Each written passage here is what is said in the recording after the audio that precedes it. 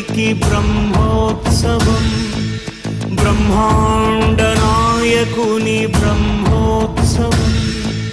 బహురూపధారునికి బ్రహ్మోత్సవం, శ్రీభూసతులతో శరణాగతులతో, శ్రీభూసతులతో శరణాగతులతో, ఏడు కొండల పైన చక్కగా బ్రహ్మరూపుని